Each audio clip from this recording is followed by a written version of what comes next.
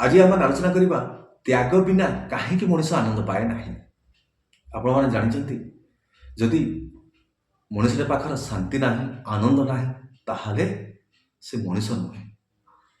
कारण ये मनुष्य जन्म हूँ दुर्लभ जन्म। ये मनुष्य जन्म बहुत तपस्या फल सुकर्म फल ही परमात्मा तांको दे था प्रत्येक मनुष्य जन्म कहीं जे से परमात्मा को विश्वास करिवो एवं परमात्मा जयगान करिवो एवं परमात्मा को जयगान करने सहित निजे आनंद रहिबो।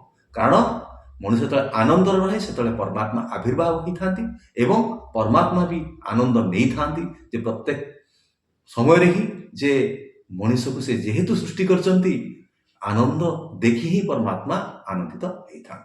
तेणु बिना त्याग मनुष्य आनंद पाए ना।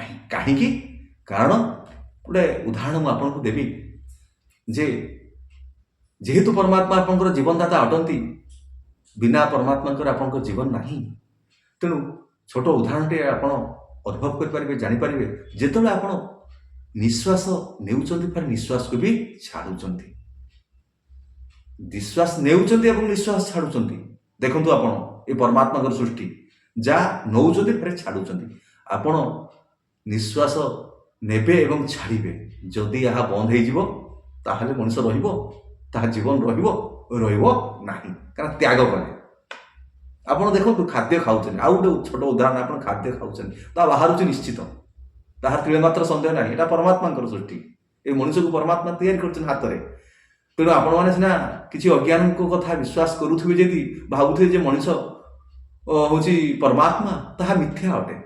से जीवित हो मृत मनुष्य से मनुष्यर शक्ति ना ये संसार को सृष्टि कला भली कहीं अज्ञान मैंने आज परमात्मा को सम्मान कर मनुष्य मान परमात्मा बोली कही कारण परमात्मा कृपा ना। परमात्मा कृपा नथिले परमात्मा को जानिबा परमात्मा विषय रे आलोचना करवा परमात्मा आनंद नवा से सौभाग्य से मनुष्य पाइब ना कहीं कारण हूँ जे परमात्मा जहाँ को ज्ञान दे था जहाँ को आनंद दे था सी निजे आनंद नेबा पाए। तेणु किसी अज्ञान आज मनुष्य को भगवान कही जहाँ आज संसार में प्रचार प्रसार कर परमात्मा को सम्मान कर भी परमात्मा आनंद नौकरी हसुंट कहीं मनुष्य भली दुर्लभ जन्म पाई निजको निजे नष्ट करने सहित ए समाज को अज्ञान वार्ता दे आनंद नौ वही हसुंट। तेणु परमात्मा तो समस्त जेहेतु से जीवनदाता अच्छा से शरीरदाता अच्छा से आत्मदाता अच्छा जे कि बिना परमात्मा तो जीवन मनुष्य ना। हाँ ये प्रश्न जे त्याग बिना त्याग मनुष्य आनंद पाए ना। जदि आपण मैंने जीवित रही निश्वास नेउच निश्वास छाड़ुंट त्याग करुँच खाद्य खाऊँ शरीर खाद्य खाऊँ शरीर फिर से खाद्य भी बाहरी जाऊँगी। तेणु ठीक से परी जदि आपण परमात्मा जेहेतु जीवन देइचंती परमात्मा होचंती आपनकर जीवन दाता जेहेतु देइचंती तांको पई आपण कोन त्याग करूचंती ताही बड़ प्रश्न।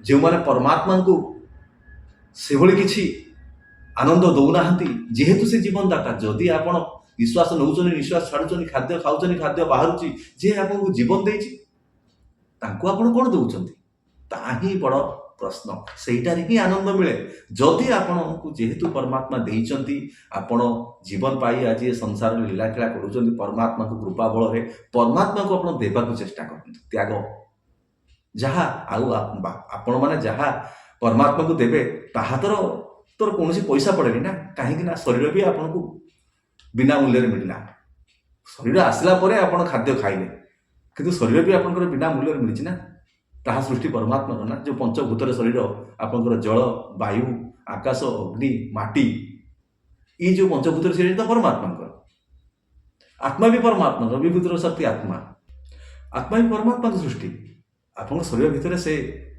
जो दे था आत्मा भी किसी खाएनि आपंकर आप देखो जब आत्मा खाता तान तो आज परमात्मा को आप भी असम्मान करते।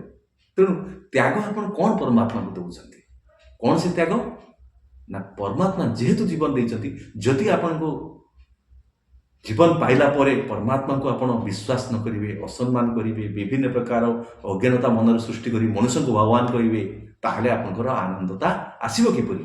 କାରଣ ଯେହେତୁ ସେ ଜୀବନଦାତା ନା, ଆପଣଙ୍କ ମନରେ କୌଣସି ପ୍ରଶ୍ନ ଯଦି ଆସିବ ପରମାତ୍ମା କାହିଁକି ଜୀବନଦାତା ବୋଲି କହୁଛନ୍ତି, ଆପଣ ମନରେ ଯେକୌଣସି ପ୍ରଶ୍ନ ଆପଣ ପାଇପାରିବେ ଯେ କେବଳ ପରମାତ୍ମାଙ୍କ ଜୀବନଦାତା, କେବଳ ଆପଣ ପରମାତ୍ମା ଜୀବନଦାତା ଅଟନ୍ତି। ତେଣୁ ଆପଣମାନେ କ'ଣ କରନ୍ତୁ ନା ପ୍ରତ୍ୟେକ ତ୍ୟାଗ ସହିତ ପରମାତ୍ମା ଯେହେତୁ ଜୀବନ ଦେଇଛନ୍ତି ସେଭଳି କିଛି ତ୍ୟାଗ ସମର୍ପଣ କରନ୍ତୁ ପରମାତ୍ମାକୁ, ଯାହାକି ଆନନ୍ଦ ପାଇବେ। ତେଣୁ ମୁଁ କହିଥିଲି ବିନା ତ୍ୟାଗରେ ଆନନ୍ଦ ମିଳେ ନାହିଁ କୌଣସି ମଣିଷକୁ।